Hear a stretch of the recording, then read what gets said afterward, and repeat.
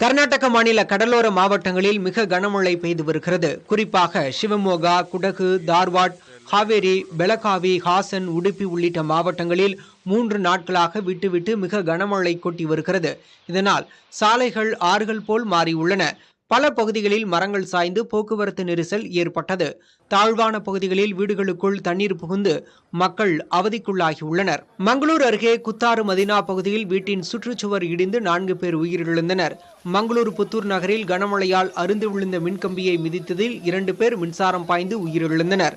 இதேபோல் பன்னூர் அருகே உள்ள ஜெய்னரக்குரியில் கனமழை காரணமாக ஏற்பட்ட மண் சரிவில் வீட்டின் மேற்கூரை இடிந்து விழுந்தது. மண் சரிவில் சிக்கிய 2 குழந்தைகள் பாதுகாப்பாக மீட்கப்பட்டனர். மங்களூரு எல்லையான காசர்கோடு பகுதியில் பெய்த கனமழையால் மதனேந்தேஸ்வரா சித்தி விநாயகர் கோயில் வெள்ளத்தில் மூழ்கியது.